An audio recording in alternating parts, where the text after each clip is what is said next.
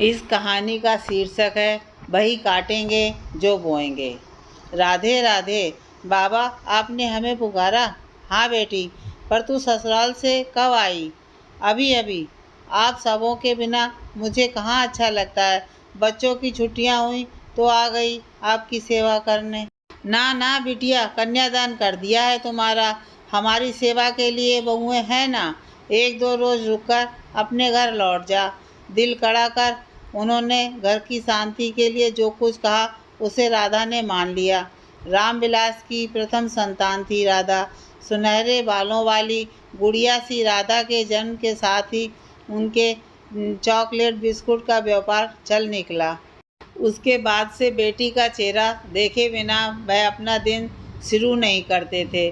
बचपन बेहद लाड दुलार भरा था। पढ़ाई में बहुत अच्छी थी, पर उन दिनों बेटियों का विवाह जल्दी ही किया जाता था। 17 की कच्ची उम्र में शादी हो गई। ससुराल और मायके के माहौल में बड़ा फर्क था। वहाँ परिवार की लाडली और यहाँ किसी ने उसे समझा ही नहीं।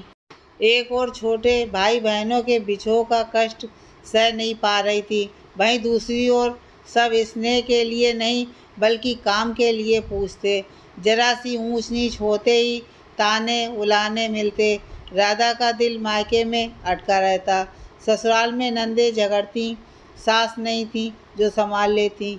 एक और काम की अधिकता के दूसरी ओर शांति का अभाव। पति का स्वभाव भी अपने परिवार वालों से अलग ना था। कुछ तो समकालीन समाज में पुरुषों का घर के मामलों में चुप रहना ही सही माना जाता था। उनकी ओर से भी कोई सहयोग नहीं मिलने पर स्नेह के दो बोल के तड़प में जब तब मायके का रुख कर लेती। माँ बाबा समझा बुझा कर वापस भेज देते। शादी के 2 साल पूरे होने को थे कि जुड़वा पुत्रों ने जन्म लिया। लब कुश के आते ही गृहस्थी से जुड़ने लगी। जीवन की एक दिशा मिल गई थी। बच्चों संग वह भी बढ़ने लगी। बेटे स्कूल जाने लगे तो आशाओं ने कुछ और पंख फैलाए। अब वह स्कूल की छुट्टियों में बच्चों के साथ लेकर मायके जाया करती। शुरू के 10 साल तो बच्चों को बड़े करने में निकल गए। इसी बीच भाइयों की भी शादियां हो गईं।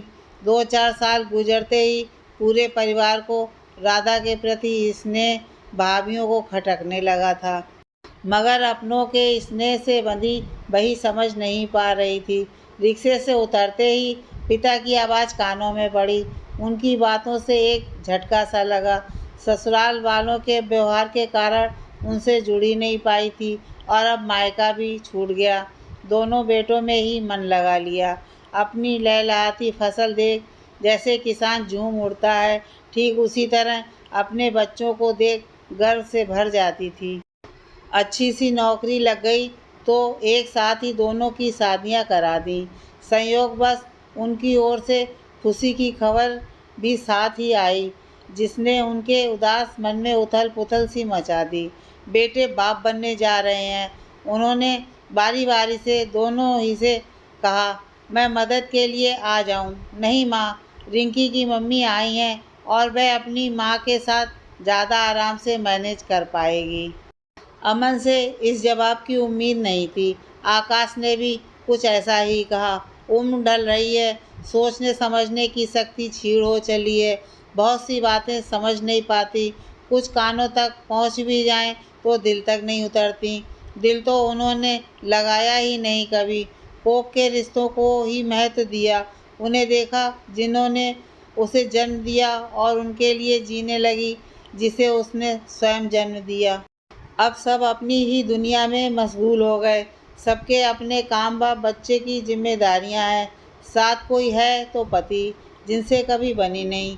दोनों अपनी ही सोच के घेरे में कैद हैं। इसी कारण साथ होते हुए भी तनाव है। पुरुष प्रधान समाज में अक्सर स्त्रियों के हिस्से यही तो आता है। मायके के मोह में भटकती, ससुराल की हो नहीं पाती और जिन्हें अपने रक्त से सृजित किया है वहाँ किसी और का अधिकार देखकर व्याकुल हो जाती है। कोख के रिश्तों को निभाने की धुन में दिल के रिश्तों पर धूल की परत जमती जाती है। एक घर में पैदा होकर दूसरे के लिए फर्ज निभाकर तीसरे घर में अपने पुत्रों पर हक की लड़ाई में भी हार जाती है। अगर कोई इस रिश्ते को बचा सकता है तो खुद उनके कोख की पैदाइश यानी बच्चे, मगर वह अपना जीवन संभालने में अक्सर अनदेखी करते हैं।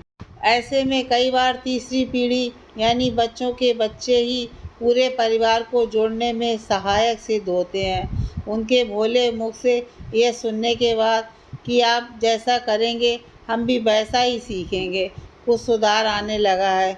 कुछ लोग रिश्तों की कद्र करने लगे हैं। पता है आज नहीं तो कल उन्हें भी बूढ़ा होना है और वह वही तो काटेंगे जो बोएंगे।